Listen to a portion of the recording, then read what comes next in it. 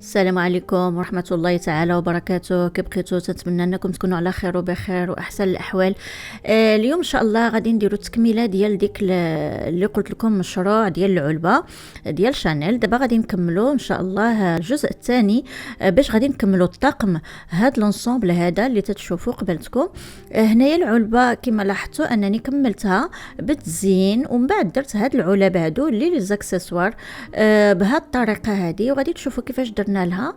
جاو راقيين وجمال، ونكملوا المشروع ديالنا الا بغينا نديروا هذا المشروع هذا. وتنظن انهم بطريقه سهله وبسيطه نقدروا نربحوا بهذا المشروع هذا. اذا يلا معايا باش نشوفوا كيفاش درنا الجزء الثاني ديال هذا المشروع.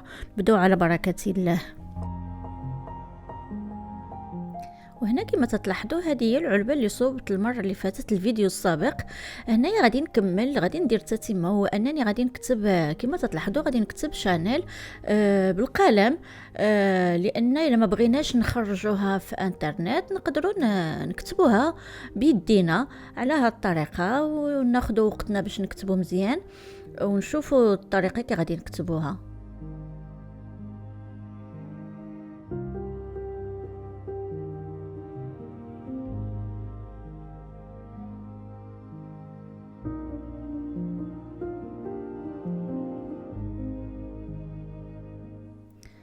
وهذه هي الطريقه باش كتبتها. دابا غادي ندوزو لمرحله التزيين، دائما مع ديك بديك ستخاس اللي راكم تشوفوا.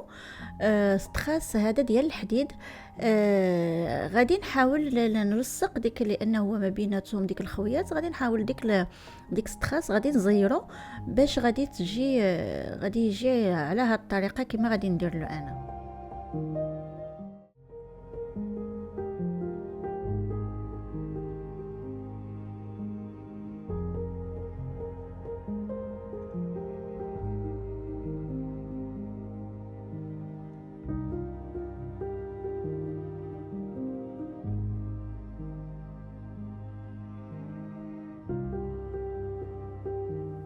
اذا هانتوما تشوفوا الطريقه انني ديك الحبيبات ديال ديك الستخاس تنزير وتنصوب بهاد لابانس، هاد المقبط هذا تنصوب به باش نزير وتنقاد، لان خص الستخاس يكون مقاد باش ما يكونش. تعرفوا بان الستخاس تيمشي ويجي. غادي نحاول نقاد مزيان باش يجي الكتابه مقاده ما تجيش عوجه. وهنايا غادي ناخد كملت هاد العلبه هذه كما تلاحظوا. كي جات بديك الطريقه كتابه معوطه. هنايا غادي ناخد هاد العلب اللي غادي هما ديال لي زاكسسوار اللي غادي ندير لهم حتى هما، غادي نزينهم. اولا غادي ندير لهم هاد الورق اللامع اللي تتشوفوا اللي موجود في المكتبات. غادي ناخد العلبه وغادي ناخد القياس عليها ونقطع، ومن بعد غادي نغلفها.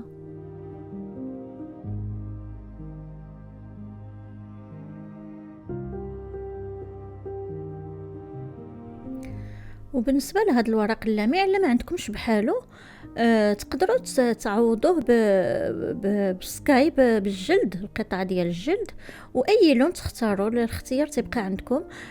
ماشي لابد ديروا له هذا الورق هذا، واما ديال عندكم شي الورق اللاصق حتى هو بشي لون اللي تفضلوا تقدروا تستعملوه.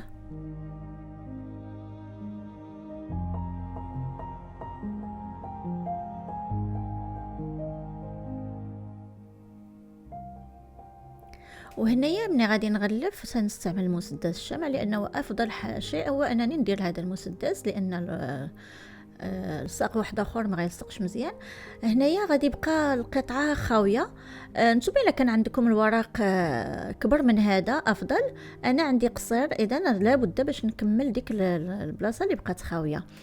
الداخل غادي يبقى ديك ديال العلبه تيبان. من الافضل نغيروا له، ما نخليوهش في ديك الشكل هكا باش تجي العلبه جميله وراقيه وما فيهاش الديفو. اذا غادي ناخذ القياس من الداخل عاوتاني، وبنفس الورق غادي نغلف الداخل كما تشوفوا.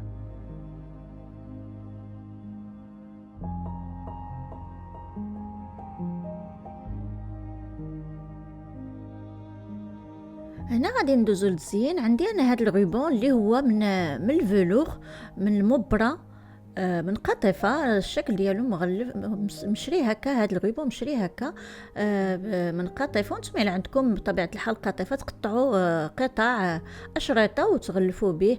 أنا كان عندي هكا واجد مشري هكا. إذا غادي نغلف في الوسط، غادي ندير له هاد القطيفة اللي هاد الغيبون هذا في الوسط.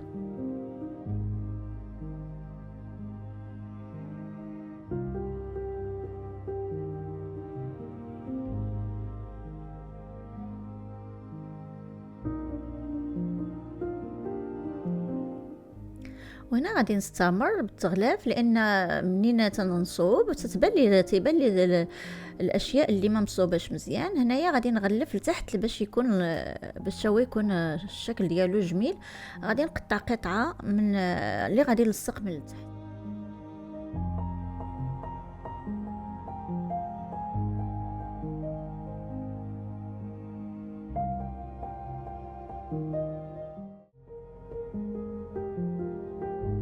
وهنا انا تنغلف العلبه، وهما تيبقاو يبانوا الاشياء الشوائب اللي تتبان. اذا باش نكمل الزينه ديال هاد العلبه، فضلت انني ندير لها ديك اللولي، ديك لي بيرل ديال من فضيين غنديرو من الفوق. وهذه قطعه ديال شانيل اللي قطعتها في ورق مخرجاه من انترنت.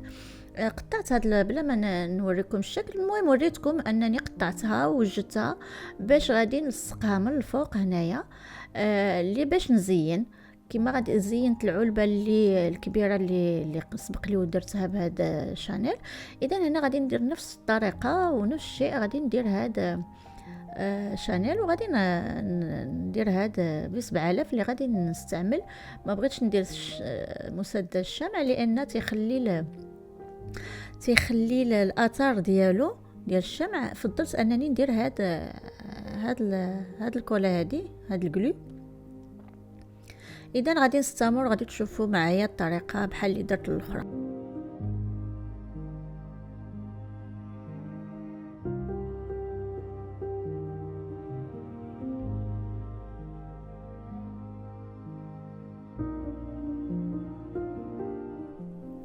اذا كما لاحظتوا هذا هو الشكل ديالها. من بعد حيت ديك الورق اللي لاصق فيه ديال شانيل. دابا غادي ندوز غادي نصوب نفس الشيء اللي غادي ندير لهاد العلبه الصغيره، لان هذيك علبه كبيره وهذيك علبه صغيره. اذا هانتوما صوبتها. غادي ندير نفس الشيء، غادي ندير لداخل حتى هو باش غادي نقاد ونلصق.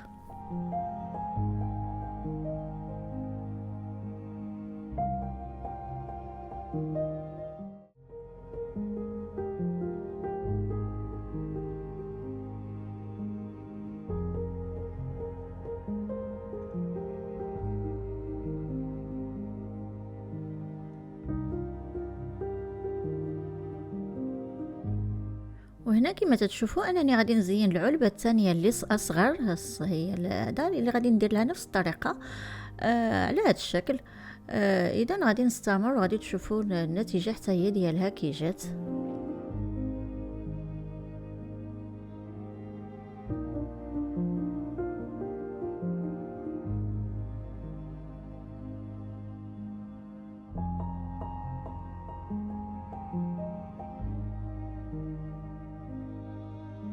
ديالها حتى هي هاد العلبه الصغيره. انا اختاريت انني ندير وحده كبيره وحده صغيره، وانتم عندكم الاختيار اما ديروهم كبار اما صغار على حسب اللي تحتاجوا نتوما واللي بغيتو. اذا ها هو الشكل ديالهم. غادي يجيو هذا الطقم بجو متناسق. هنايا كما لاحظتوا انني غادي نزيد نزين، لان من بعد تيبقى يبانوا لي اشياء اللي نقدر نزيدها. بغيت ندير هذا الاسود يعطي شويه ديال الاسود والفضي من الداخل باش ما يبقاش غير الفضي اللي تيبان. اذا غادي نقطع قطع وغادي نديرهم.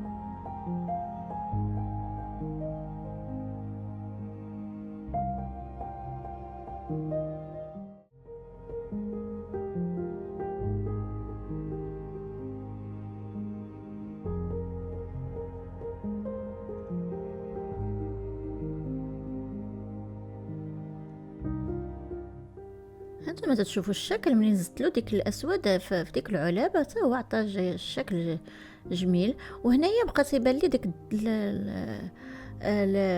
حاجه من الداخل تتبان ديال ديك العلبه. بغيت نتا هي نخليها ان ما تبانش ديك العلبه باش ما تبانش بان ديال الصفيح ديال الحديد. درت لها عاوتاني قطع ديال ديك الورق اللامع، درته من الداخل هكاك تكون العلبه باينه كلها نقيه وما تيبان حتى شي حاجه من ديك الصفيح ديال ديك الحديد ديال ديك العلب.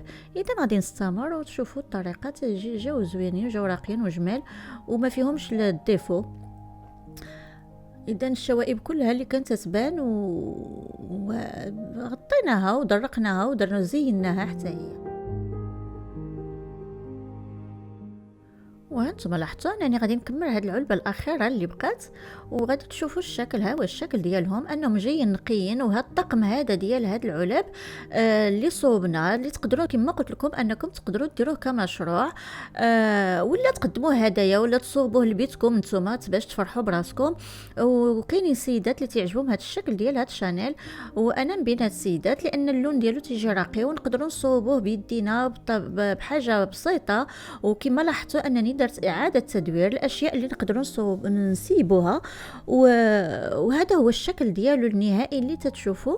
هاد الطقم هذا ديال لي زاكسيسوار تقدروا ديروا فيهم لي زاكسيسوار لي كولي ديالكم، المجوهرات ديالكم، ولا ديروه للمكياج. المهم ديروا فيه اللي حبيتوا نتوما، وتقدروا تعطيوه كهدايا او تستغلوا الفرصه وتصوبوه لراسكم، علاش لا. اذا هذا هو الفيديو ديال اليوم اللي قدمت اليوم. تنتمنى انه يكون عجبكم ورقكم. والى عجبكم كما تنقول دائما المتتبعات ديالي والله يحفظهم وبارك الله فيهم، اللي وفيات انهم يديروا لي اللايكات ويشجعوني، واللي اول مره تشوف القناه مرحبا بهم. ونتمنى انهم تنتم يكون عجبكم هذا الفيديو وراقكم، وتنتمنى انكم ديروا ما تردوش انكم ديروا الاشتراك. ونقول لكم تبارك الله عليكم الغزالات. في فيديو اخر نتلاقاو ان شاء الله، والسلام عليكم ورحمه الله تعالى وبركاته.